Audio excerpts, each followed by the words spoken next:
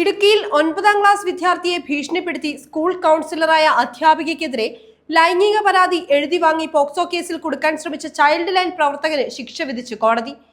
5.5 വർഷം കഠിന തടവും 1.36 ലക്ഷം രൂപ പിഴയുമാണ് ശിക്ഷ.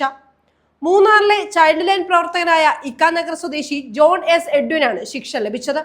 കേരളത്തിൽ ആദ്യമായാണ് പോക്സോ നിയമം ദുരുപയോഗം ചെയ്തതിന് ചൈൽഡ് ലൈൻ പ്രവർത്തകനെതിരെ ഇത്തരത്തിലൊരു കേസ് രജിസ്റ്റർ ചെയ്യുന്നത്. ഇടുക്കി അതിവേഗ കോടതി ജഡ്ജി ലൈജമോൾ ഷെരീഫാണ് ശിക്ഷ വിധിച്ചത്. സ്കൂളിലെ കൗൺസിലറായി എത്തിയ യുവതി വിദ്യാർത്ഥിയെ ലൈംഗികമായി ഉപയോഗിച്ചു എന്ന പരാതി കുട്ടിയെ ഭീഷണിപ്പെടുത്തി ജോൺ എഴുതി വാങ്ങി എന്നായിരുന്നു കേസ്. 2020 ജനുവരിയിലാണ് കേസിനാസ്പദമായ സംഭവം നടന്നത്. സംഭവത്തെ തുടർന്ന് മാനസിക സമ്മർദ്ദത്തിലായ അധ്യാപിക രോഗിയായി മാറുകയും പിന്നീട് ഏറെ വൈകാതെ ജീവനൊടുക്കുകയും ചെയ്തിരുന്നു. കൗൺസിലറായ യുവതി കുട്ടികളുമായി നല്ല അടുപ്പത്തിലായിരുന്നു. ഇതിൽ സ്കൂളിലെ ചില അധ്യാപകർക്ക് അവരോട് വിരോധമുണ്ടായിരുന്നു. ഇതേ തുടർന്നാണ് ഒരു ആൺകുട്ടിയെ യുവതി ദുരുപയോഗം ചെയ്തുവെന്ന് കെട്ടിച്ചമച്ച പരാതി ചൈൽഡ് ലൈന് കിട്ടിയത്. ഉടൻ ചൈൽഡ് ലൈൻ പ്രവർത്തകനായ ജോൺ സ്കൂളിലെത്തി കുട്ടിയുടെ പക്കൽ നിന്ന് പരാതി വാങ്ങി. പിന്നീട് അത് പോലീസിന് കൈമാറി. എന്നാൽ സംഭവം വ്യാജമാണെന്ന് മൊഴിയെടുത്തപ്പോൾ തന്നെ പോലീസിന് മനസ്സിലായി.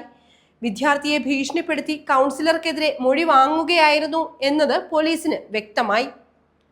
അടച്ചിട്ട മുറിയിൽ തന്നെ തനിച്ചിരുത്തി ഭീഷണിപ്പെടുത്തിയാണ് ജോൺ പരാതി എഴുതി വാങ്ങിയതെന്നായിരുന്നു കുട്ടി പോലീസിനോട് വെളിപ്പെടുത്തിയത്. ഇതേ തുടർന്ന് പോലീസ് ജോണിനെതിരെ കേസെടുത്ത് അന്വേഷണം ആരംഭിച്ചു. അന്നത്തെ മൂന്നാർ CI ആയിരുന്ന റെജി എം കുന്നിപ്പറമ്പിലായിരുന്നു കേസ് അന്വേഷിച്ചത്. കേസിൽ മാധ്യമ വാർത്തകളടക്കം പരിശോധിച്ചാണ് പോലീസ് കുറ്റം തെളിയിച്ചത്. ചൈൽഡ് ലൈനിൽ പരാതി നൽകിയപ്പോഴേക്കും പോലീസ് അധ്യാപികയ്ക്കെതിരെ കേസെടുത്തു എന്ന രീതിയിൽ ജോൺ മാധ്യമങ്ങളിൽ വാർത്തകൾ നൽകി. എന്നാൽ പോലീസ് കുട്ടിയുടെ പരാതി സ്വീകരിക്കുക മാത്രമായിരുന്നു ചെയ്തത്. സാക്ഷികളായ മാധ്യമപ്രവർത്തകരുടെ മൊഴിയിൽ ഇത് വ്യക്തമായി. പ്രതിക്കെതിരെ പോക്സോ, ജുവനൈൽ ജസ്റ്റിസ് ആക്ട് എന്നിവയിലെ വിവിധ വകുപ്പുകൾ പ്രകാരമാണ് കേസെടുത്തത്. ഭീഷണിപ്പെടുത്തലിനെതിരെയും കേസ് ഉണ്ടായിരുന്നു. എന്തായാലും സംഭവം നടന്ന് 4 വർഷങ്ങൾക്ക് ശേഷമാണ് ഇപ്പോൾ ശിക്ഷ വിധിച്ചിരിക്കുന്നത്.